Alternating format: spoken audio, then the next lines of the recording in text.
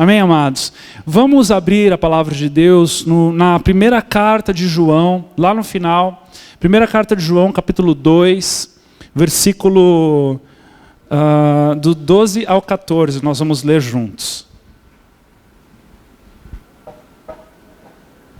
Quando você for encontrando, vá se pondo de pé.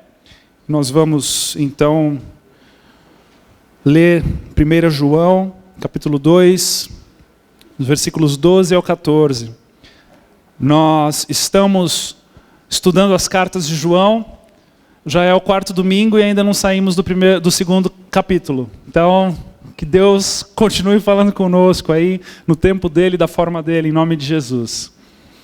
O texto diz assim: Filhinhos, eu vos escrevo porque os vossos pecados são perdoados por causa do seu nome.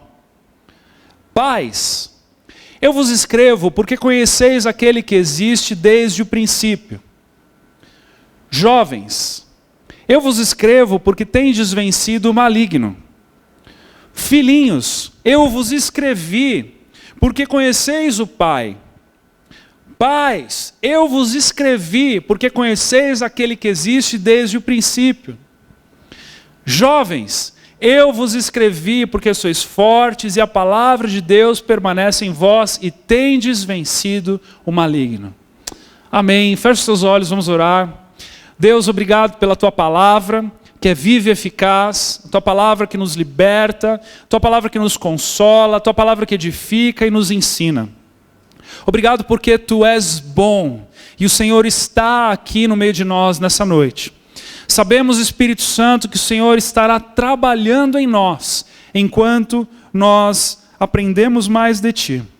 Então, declaramos a ti nesta noite: transforma-nos, usa-nos, molda-nos segundo a tua vontade, para que possamos sair daqui nessa noite mais parecidos contigo, Senhor, e menos parecidos com nós mesmos. Nós te pedimos e te agradecemos em nome de Jesus. Amém. Pode se sentar. Eu preciso fazer 4 observações aqui antes da gente entrar no texto mesmo em si. A primeira observação, amados, é que João, ele é dinâmico nesse momento em que ele escreve, e ele escreve chamando a atenção. Prova disso é que ele fala as mesmas coisas 2 vezes, né? Ele não estava ali tentando encher linha num caderno que ele precisava entregar um texto, uma redação. Ele estava ali mostrando a importância daquilo que ele estava falando, a tal ponto de escrever 2 vezes a mesma coisa. Então, na mesma intensidade, na mesma importância que ele traz para nós, nós precisamos olhar para esse texto com essa importância, para tentar extrair, tentar entender aquilo que ele está tentando passar para nós, né? Nós sabemos aqui que João já estava com mais idade, ele já sabia que todos os apóstolos já haviam morrido, ele era o último dos apóstolos vivo, e nesse momento então, ele vai tentar, no máximo possível, explicar para nós aquilo que ele acha importante. E veja só que aqui é o momento em que ele repete 2 vezes a mesma coisa. Segunda observação é que quando ele fala de filhinhos e jovens e pais, ele não está falando de filhinhos, jovens e pais de faixa etária física, né? Não é a idade em que as pessoas ali estão, mas ele está falando a respeito de uma maturidade espiritual. Ele está falando de uma profundidade de relacionamento com Deus. Então, quando ele se refere a filhinhos, ele fala daquele que está começando a conhecer Deus. Quando ele fala de jovem, ele fala a respeito daquele que já tem caminhado com o Senhor. E quando ele fala pais, ele está então trazendo aquele que já é mais maduro na fé. Ok? Então a gente precisa entender essa segunda verdade. A terceira verdade é que todos esses processos ou estas gerações da qual ele está falando, filhinhos, jovens e pais, não são fases que simplesmente nós passamos por ela e elas não têm mais importância. Mas são fases que vão sendo acumuladas na nossa caminhada com Jesus. Em outras palavras, aquele que é pai já foi jovem e também já foi filhinho. Então é um acúmulo de experiência, é um acúmulo de relacionamento do qual ele está falando para nós, né? Não é a fase 1, 2 e 3, mas é um acúmulo daquilo que o Senhor vai construindo ao longo do relacionamento. E a quarta coisa que é importante nós entendermos, antes de entrarmos no texto, amados, é que ele está falando de uma maturidade, de um caminho para a maturidade. Mas nós precisamos entender que nós somente seremos plenamente maduros quando a obra do Senhor em nós estiver concluída. Quando que vai ser isso? Quando a gente receber o nosso corpo glorificado e estivermos com o Senhor no céu. Então até lá, estamos em crescimento. Amém? Fala para a pessoa que está do seu lado aí. Não liga não, eu estou ainda em crescimento. Amém. Amém. Tem uns grandões aí que dá até medo, né, de ouvir uma pessoa dessa falar. Mas amém. Veja só, olha, Marcos 4, 29 diz assim: quando o fruto já está maduro, logo se lhe mete a foice, pois é chegada a ceifa. Olha que interessante, quando amadurece é tempo de colher. Então Deus está falando assim, ó, a foice, né, que é o símbolo da morte, inclusive, né? É o momento de ser levado, assim como Enoque foi levado porque caminhava tão perto do Senhor que o Senhor teve que levá-lo. Então todos nós, amados, precisamos entender isso. Hoje o assunto é maturidade. E nós precisamos entender que cada um de nós vive em um tempo, vive uma experiência diferente, tem um histórico diferente, e tudo isso precisa ser respeitado. Precisamos lembrar que João está escrevendo esta carta, lembrando aos seus irmãos naquela época e a nós ainda hoje, de que se nós amarmos ao próximo, nós conhecemos a Deus. Se nós não amarmos o próximo, nós não conhecemos a Deus. Então, quando nós compreendemos o processo de cada um que está ao nosso lado, nós temos um olhar gracioso, nós temos um olhar com entendimento, nós temos um olhar com paciência, né? Porque você não fica naquela expectativa, poxa vida, até hoje essa pessoa não sabe a respeito desse assunto, né? Não, mas você olha com graça, você olha com paciência, porque você sabe que ele vai ter o tempo certo de aprender, de amadurecer e de crescer. Amém? É assim que nós vivemos de uma forma saudável. É assim que João está trazendo esse entendimento. Porque se ele estava chamando a atenção daquele povo todo que já conhecia a Cristo, é que era importante lembrar que cada um vive um momento. E nós não podemos pular estes momentos, né? Você não deixa de filhinho e se torna pai sem passar pela juventude. Não tem como. Você tem que passar pela juventude para se tornar pai, né? Quando nós achamos que pulamos, nós estamos sendo superficiais. Pessoas que acabaram de se converter, né? E a Bíblia ainda os chama de neófitos, aqueles que estão começando a sua caminhada com Jesus. E de repente estão ali trilhando uma responsabilidade ou recebem um cargo. Quantas vezes, não é, amados, que nós vemos por aí?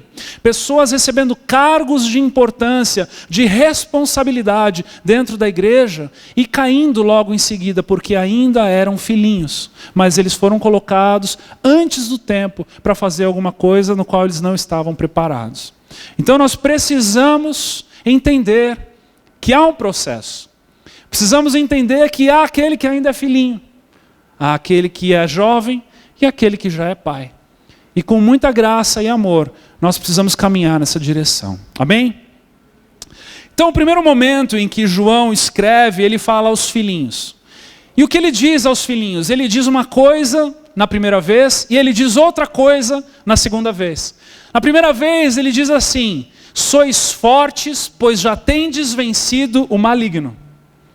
Ele fala a respeito Perdão. Ele fala: eu vos escrevo porque os vossos pecados são perdoados. Esse daí eu falei dos jovens. Mas quando ele se refere aos filhinhos, ele diz: eu vos escrevo porque os vossos pecados são perdoados. E aí na segunda vez, quando ele fala nos filhinhos, no versículo 14, ele diz: eu vos escrevi porque conheceis o Pai. Então ele fala de duas coisas. A primeira é que os pecados são perdoados. Meus amados, não há como nós dizermos que conhecemos a Cristo, não há como nós dizermos que andamos com Cristo, se nós não reconhecemos o pecado. O que isso quer dizer? Se nós perguntarmos para alguém na rua, você acredita em Jesus? Essa pessoa disser, eu acredito. Se nós perguntarmos a essa pessoa, você conversa com Jesus, você ora, você tem relacionamento com Jesus? E essa pessoa disser, eu tenho relacionamento com Jesus. E se nós perguntarmos, fizermos a terceira pergunta para essa pessoa e perguntarmos, do que é que ele te salvou? E essa pessoa não souber responder essa pergunta, todas as outras respostas são superficiais. Porque Jesus, ele se coloca na figura de Salvador para nós. Ele veio ao mundo para morrer pelos nossos pecados e nos salvar, não é? Quantos creem nisso aqui? Glória a Deus pela tua vida. E se ele fez isso, quando nós começamos um relacionamento com ele, nós precisamos entender que se ele nos salvou de um pecado, é porque nós precisamos saber reconhecer este pecado. Porque a figura ideal, porque a figura que traz para nós o entendimento de uma salvação. Quando você é salvo de alguma coisa, meus amados, quando isso acontece? Quando você está em apuros. Quando você está pronto, prestes a morrer. Uma pessoa que de repente está no mar se afogando, e aí vai alguém lá e joga um salva-vidas para ela. Ou uma pessoa que está pendurada num lugar e vem um bombeiro e levanta a escada e a salva de cair daquele lugar. Há um momento de desespero, há um momento de se aproximar da morte, há um momento de medo, há um momento onde não há esperança, e aí há a salvação. E assim deve ser na nossa vida com Jesus. Enquanto nós não compreendermos a profundidade de um pecado e o que o pecado pode fazer nas nossas vidas para uma eternidade, não tem como nós entendermos a nossa nova identidade. Se nós simplesmente vamos à igreja e dizemos, Jesus é meu amigo e Ele é tudo para mim, mas de fato nós não passamos por um momento de desespero e nós dissemos, se não fosse Jesus, eu hoje estaria numa situação, nós não conseguimos de verdade compreender o papel de Jesus nas nossas vidas. Então é por isso que João está trazendo aqui, dizendo a mim e a você hoje, está dizendo que os nossos pecados são perdoados. Essa é a porta de entrada, é o momento onde nós chamamos Deus de papai, e Ele nos chama de filhinhos, porque há um momento de intimidade, que essa intimidade é gerada quando nós entendemos e compreendemos a nossa dependência para com Ele. Amados, deixa eu te dizer algo. O homem original, o primeiro Adão, pecou. E daí em diante, todos os homens que nasceram após ele, nasceram da semente do pecado. Eu tenho um filho de 1 ano e 10 meses. É a coisa mais linda do mundo. Mas ele já tem maus desejos em seu coração. Ele já tem egoísmo em seu coração. Se ele tem algo na mão, eu vou tomar da mão dele, ele birra. Ele chora, ele segura com toda a força, ele não quer me dar. Porque há uma semente do pecado já nele. E no momento em que a consciência dele for estabelecida, vai ser necessário ele passar pela cruz. O momento onde ele vai enxergar a natureza dele e vai precisar colocar essa natureza aos pés da cruz. Assim como cada um de nós precisou ou precisará fazer isso. Eu não sei qual é a tua situação neste momento. Mas para que possamos nos tornar filhinhos, João está dizendo, os teus pecados foram perdoados. Mas, parafraseando, ele está dizendo, os teus pecados precisam ser perdoados, você precisa compreender, você precisa entender, você precisa identificar estes pecados para que sejam confessados e sejam perdoados. A outra coisa que ele diz para nós é: eu vos escrevi porque conheceis o Pai. Amados, ter os pecados perdoados e conhecer o Pai é a mesma coisa, porque isso acontece de forma simultânea. Quando Ele perdoa os nossos pecados, nós recebemos a paternidade divina e assumimos que somos feitura dEle. Nunca deixamos de ser, mas nós assumimos, nós reconhecemos, nós cremos com o nosso coração e confessamos com a nossa boca. E aí sim, nós nos tornamos filhos dele e ele perdoa os nossos pecados. E nós então precisamos identificar este pecado. E aí o Espírito Santo que nos convence. Veja só, lá em João capítulo 16, versículo 7 está escrito assim. Palavras de Jesus: mas eu vos digo a verdade. Convém-vos que eu vá, porque se eu não for, o Consolador, que é o Espírito Santo, não virá para vós outros. Se porém eu for, vou-lo enviarei. E quando ele vier, ele convencerá o mundo do pecado, da justiça e do juízo. Do pecado, porque não creem em mim. Então, meus amados, quanto mais eu e você identificamos o pecado, mas nós entendemos de forma desesperadora que nós precisamos de Jesus e nós então recebemos o perdão e nos tornamos seus filhos. Amém? Este é o processo da caminhada com Jesus. Aquele que não vive na intensidade de reconhecer o seu pecado, ainda não conheceu Deus Pai. Mas quando vive nessa intensidade e se entrega para essa verdade que nos liberta, então nós começamos a nossa caminhada, a nossa jornada de maturidade espiritual e somos chamados de filhinhos. Somos recebidos como filhinhos. E aí João já vai para a segunda fase dessa maturidade e ele chama de jovens. E jovens é interessante porque tem uma característica, né? Eu me lembro que quando eu era jovem eu achava que ia dominar o mundo. Eu me lembro quando eu era jovem eu achava que eu ia fazer uma revolução e que o nome de Jesus, através da minha vida, seria chamada pelos 4 cantos do mundo e aquilo seria transformado. E eu fui vendo quanta falta de maturidade eu tinha quando eu falei estas coisas e eu pensei estas coisas. Hoje eu posso ainda crer e sonhar com coisas nobres e grandes, mas é debaixo de uma nova perspectiva de maturidade. Não é naquela loucura afoita que eu tinha antes de querer colocar os pés pelas mãos e sair fazendo do meu jeito. Mas quando nós vamos conhecendo ao Senhor, veja o que o texto ensina para nós. Preste atenção na preciosidade que João está aqui dizendo a nós. Ele diz assim: tendes vencido o maligno. Amados, isso aqui é poderoso demais. Ele está afirmando para nós que nós podemos vencer o maligno.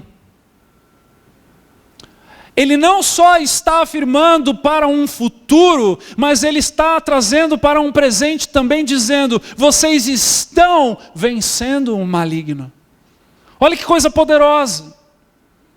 É a oportunidade que nós temos debaixo do entendimento desse, dizermos para o nosso pecado que ele é menor do que a força que o Espírito Santo coloca dentro de nós para permanecermos inabaláveis e vencermos o pecado.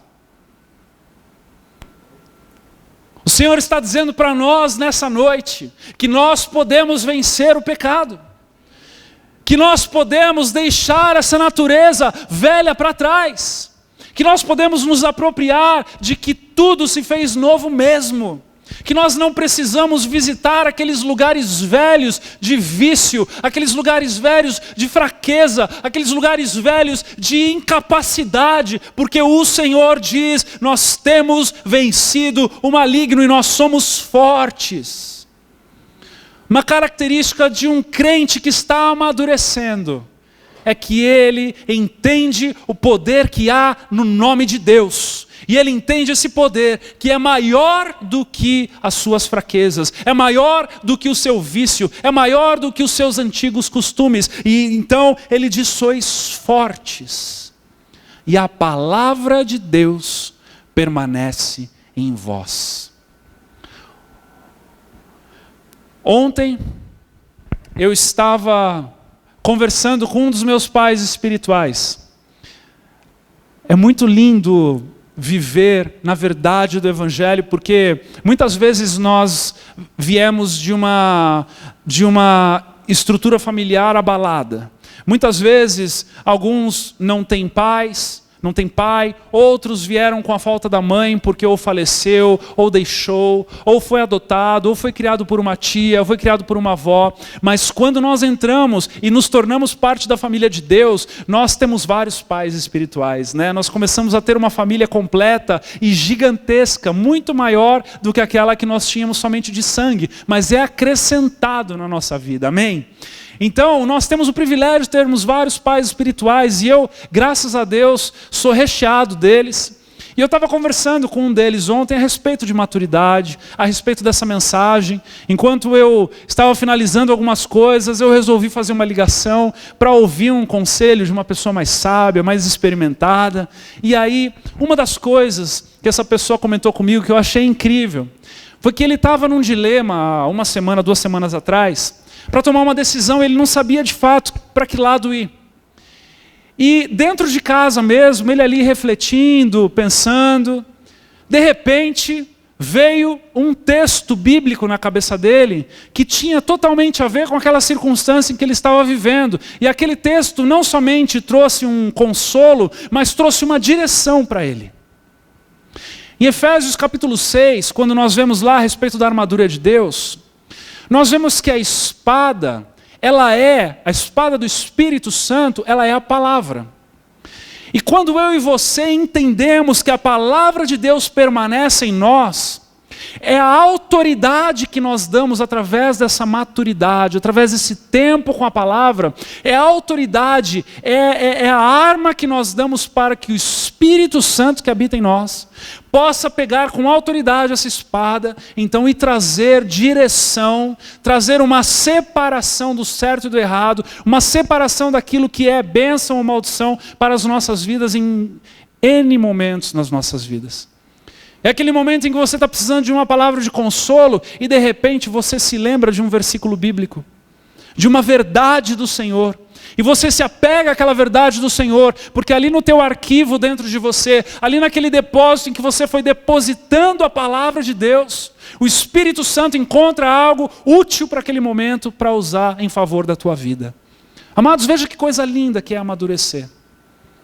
Veja que coisa linda que é poder crescer nas coisas do Senhor. E nós vamos amadurecendo. Veja que não há nada de errado em você ser um filhinho e ainda não ser um jovem.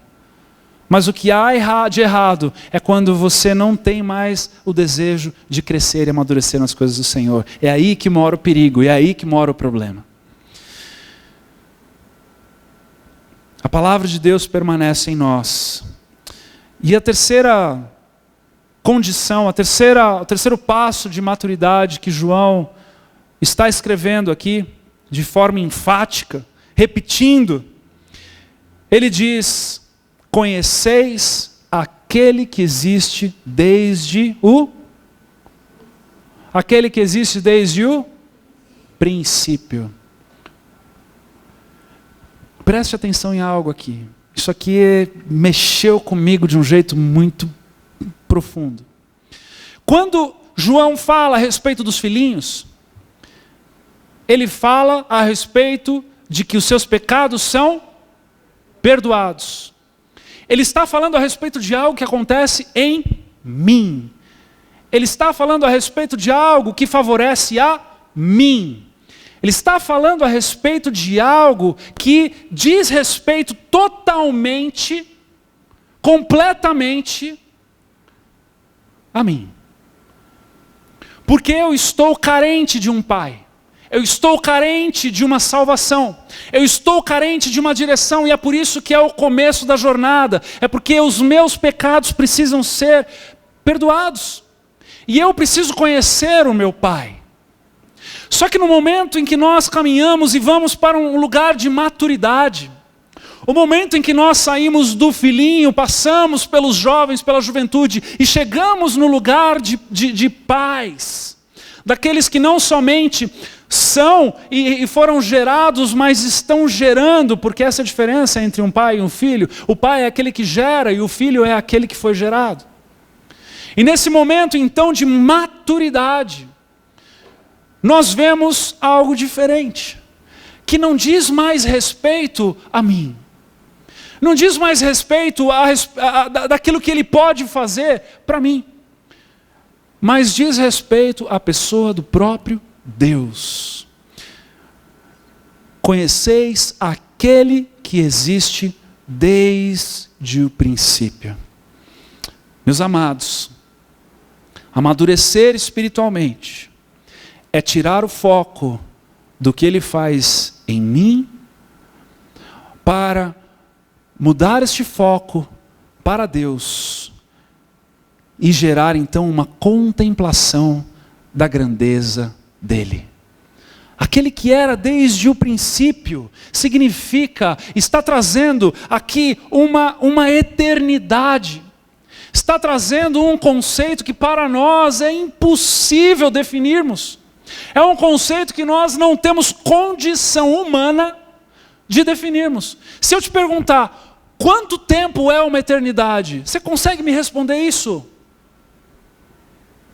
A gente vai gaguejar um pouquinho, talvez a gente fale assim, para sempre.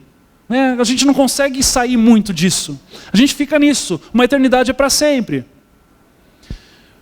Porque quando nós começamos a vislumbrar a grandeza de Deus, amados, prestem atenção nisso, isso nos basta. Não é mais o foco a respeito do que Ele pode fazer para mim, não é mais a respeito daquilo que pode ser gerado em mim, mas é aquilo que a Daia estava falando aqui. Nós estávamos ensaiando uma adoração que perdurará para sempre. Porque contemplar ao Senhor alimenta o crente maduro. Eu vou repetir, contemplar ao Senhor alimenta o crente maduro. Nós precisamos começar a entender e a buscar a grandeza do Senhor, não por aquilo que Ele pode oferecer para nós, mas amados, isso é algo de tirar o nosso fôlego, é algo de nós começarmos a olhar para aquilo e enxergarmos uma grandeza gigantesca sem fim. Amados, enquanto nós estamos conversando aqui, o universo continua se desdobrando. A ciência avança, isso aqui, e o universo continua se desdobrando. Aquilo que o Senhor declarou no início, na Gênese, na criação, continua se desdobrando e nós não temos condição de acompanharmos essa verdade. Agora, se nós não temos condição de acompanhar a criação, imagina o Criador. Eu não sei, eu penso essas coisas, às vezes a minha cabeça parece que vai explodir. Porque é grande demais. É poderoso demais, é potente demais, é dinâmico demais, é estratosférico demais. E nós estamos aqui limitados a essas realidades que nós vivemos. Mas quando eu e você vamos amadurecendo no Senhor, contemplá-lo nos basta. Contemplá-lo nos basta. Você se lembra da frase de Jó? Antes eu te conhecia mas agora Por que ele disse isso? Por que ele falou estas coisas? Se você ler o livro de Jó, 40 e tantos capítulos, você vai perceber que 90% do livro de Jó diz respeito a uma discussão de 3 amigos de Jó com ele, a respeito daquilo que Jó estava fazendo de certo ou de errado para merecer as consequências que ele vivia. E aí, no finalzinho, meus amados, no finalzinho, Deus interrompe essa discussão maluca e começa a dizer para Jó a respeito do quê? O que é que Deus diz para Jó? Deus começa a dizer a respeito de Jó para Jó, Não. Ele começa a dizer para Jó a respeito dele. Ele diz assim: onde é que você estava quando eu estava dando nome para as estrelas? Jó, me diga uma coisa, onde é que você estava quando eu defini que o mar vinha até aqui e a terra seca partia daqui? Aonde é que você estava quando eu criei todas estas coisas? E aí Jó tem a oportunidade de tirar o foco de si mesmo e começar a contemplar a grandeza de Deus através da própria voz de Deus. E aí sim ele diz: antes eu te conhecia de te ouvir falar, mas agora é de contigo andar. Veja o processo de maturidade que nos aguarda, meus amados. Eu não sei quanto a você, mas a cada dia que passa, eu sou mais apaixonado por esse Deus. Cada vez mais que eu leio a palavra, eu fico louco, porque eu descubro que eu não sei nada. Eu descubro que eu sei menos ainda. Parece que eu vou com sede à palavra de Deus na expectativa de que eu vou saber mais um pouco, mas aquilo me constrange de um jeito que eu descubro que eu sei menos ainda do que eu achava que eu sabia. Porque essa é a obra do Espírito Santo em nós. O Espírito Santo ele vai esvaziando aquilo que há dentro de nós para nos encher daquilo que vem da parte dele. E nós começamos a entender que é menos de nós e mais dele. É menos de nós e mais dele. É menos de nós e mais dele. E os anos vão passando e a maturidade vai chegando, né, quando nós temos esse desejo. E isso é fundamental, meus amados. Termos o desejo de amadurecermos. Porque essa vai fazer toda a diferença. Você já viu uma pessoa que envelheceu, mas não amadureceu? Você já viu uma pessoa que, se você olha para o RG dela, você vê que ela é realmente uma pessoa mais velha. Mas quando você enxerga as atitudes dela, você olha e fala: está parecendo um adolescente.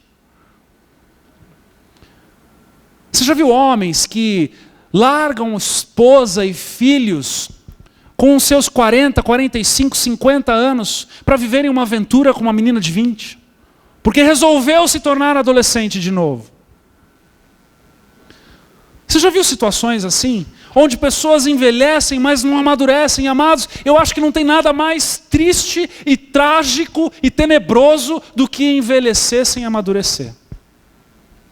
E assim é também na nossa vida cristã. Quando nós otimizamos o nosso tempo para mergulharmos nas coisas do Senhor e deixarmos o Senhor trabalhar em nós e nos trazer uma nova perspectiva, não há coisa mais linda e graciosa. Nós somos como uma rosa, de preferência rosa de Saron, ali, gerando crescimento, mostrando beleza. Não é? Nós vamos ali florescendo. É como uma árvore plantada junto aos ribeiros que dá o fruto na estação certa. Na estação certa. As folhas nem caem. O seu fruto é bom. O Senhor deseja isso de nós. O Senhor deseja que a cada dia nós possamos buscá-lo mais e mais. Sabe, amados, quando você está naquele teu devocional e de repente você estabeleceu ali 30 minutos para ler a palavra. E você está lá lendo a palavra e toca o teu despertador, você olha para o relógio, deu 30 minutos, você fala: não, podia ter mais uns 30 agora. Eu estou envolvido, o Senhor está falando comigo, está gostoso esse momento, agora eu vou ter que comer. Quer saber, eu não vou comer o meu pãozinho quente, eu vou jejuar o meu pãozinho quente, e eu vou ficar mais 10 minutos aqui, depois eu vou para o trabalho. Aquela fome, aquela sede, aquele desejo de conhecer mais do Senhor. A minha oração para você nessa noite é que você se torne um faminto e um sedento do Senhor. A minha oração para você nessa noite é que você vá por cadernos e cadernos de devocionais, que você leia a Bíblia de frente para trás, de trás para frente, que você se aperfeiçoe, que você deseje saber mais do Senhor, que você deseje ter as respostas, as perguntas respondidas, que você deseje experimentar as coisas que o Senhor tem para você e que você ainda não experimentou. Que você mergulhe nas águas mais profundas do Senhor e você não se sacie nunca, até que você o encontre face a face, com o teu corpo glorificado, e você possa olhar para Ele e finalmente, por uma eternidade, adorá-lo, sem nenhum tipo de empecilho, sem nenhum tipo de relógio, sem nenhum tipo de alarme que vai soar, porque você tem outra coisa para fazer, mas você vai estar ali contemplando a sua grandeza para sempre. Tem alguém aqui? Oh, amados, eu desejo isso para mim e para você. Eu desejo isso, que você saia daqui nessa noite com o teu coração pegando fogo pelas coisas do Senhor. Que você saia daqui pensando nas coisas do alto, como está escrito em Colossenses capítulo 3, versículo 1. Onde diz, portanto, se fostes ressuscitados juntamente com Cristo, buscai as coisas lá do alto, onde Cristo vive, assentado à direita de Deus. Pensai nas coisas lá do alto, não nas que são aqui da terra. Veja só o que Paulo está escrevendo aqui aos Colossenses e a nós hoje.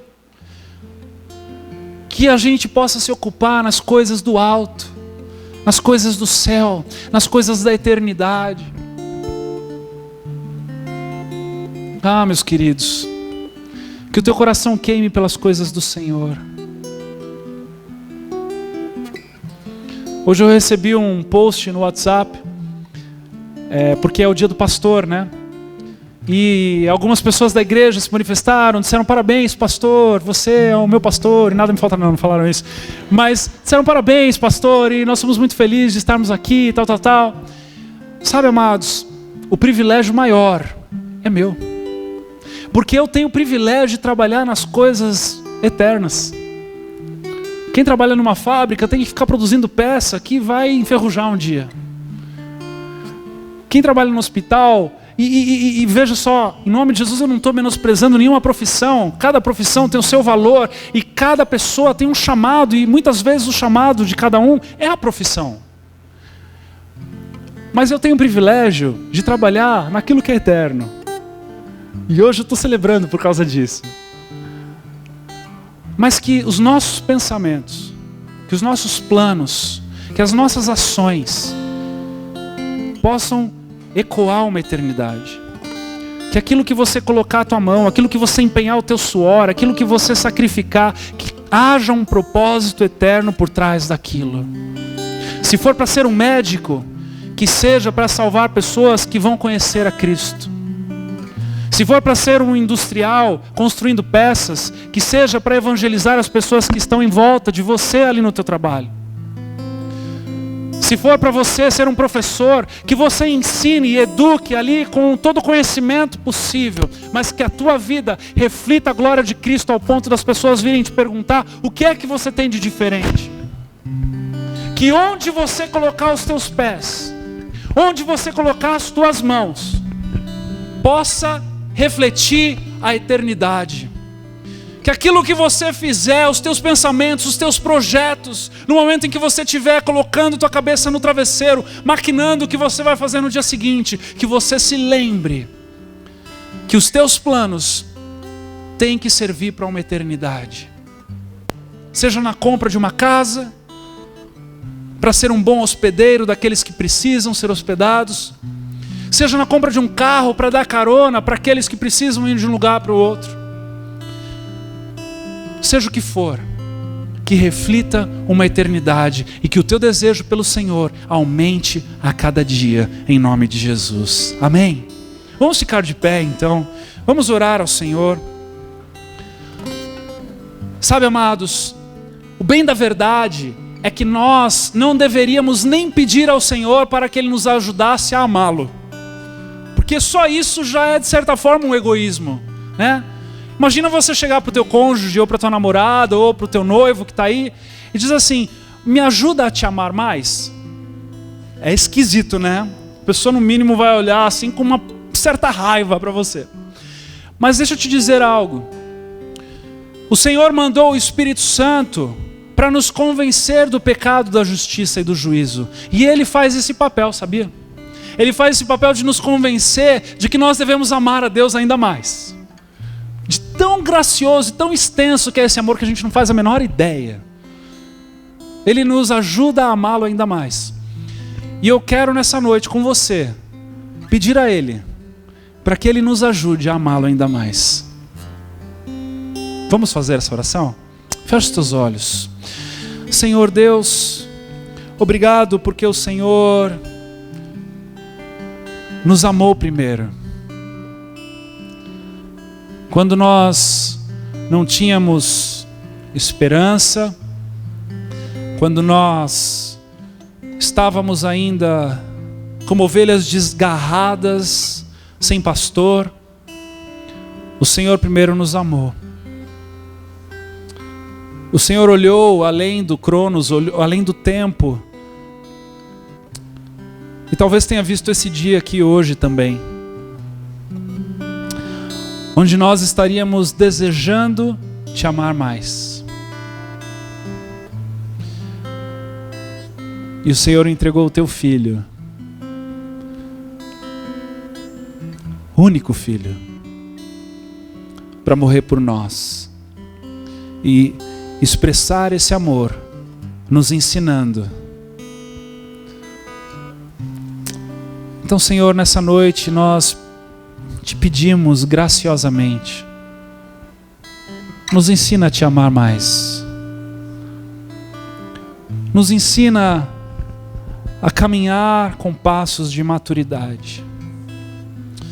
Nos ensina a passarmos da fase de filhinhos, onde nos deparamos com o pecado, recebemos o teu perdão, te chamamos de Pai, e vamos para uma fase da adolescência, a fase do jovem, onde aprendemos a vencer o maligno, e a tua palavra permanece em nós, porque somos fortes.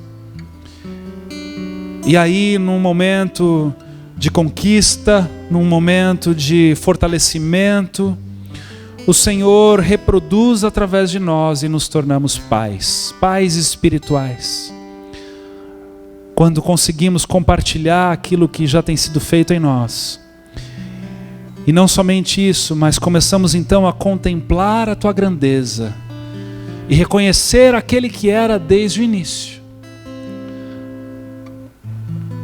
E aí sim, Deus, ficamos te servindo e te amando na expectativa da glorificação, na expectativa de uma eternidade na tua presença. Ah, Senhor, ajuda-nos a te amar mais. Ajuda-nos a nos quebrantar mais na tua presença. Ajuda-nos a nos esvaziarmos de nós mesmos, em dias bons e em dias ruins. Em dias que tudo está favorecendo e em dias que não tem nada favorecendo. Ajuda-nos a amadurecermos debaixo deste ensinamento de vida que o Senhor nos entrega a cada dia. E que possamos respeitar uns aos outros, compreendendo o tempo, a limitação, o histórico de cada um. E que esse amor nos envolva de tal forma que quando amarmos uns aos outros, saberão que somos teus discípulos. Ajuda-nos, Deus. Traz esse amadurecimento para nós, na medida e no tempo certo, como o fruto que é gerado no tempo certo. Nós te pedimos, Senhor, em nome de Jesus. Amém.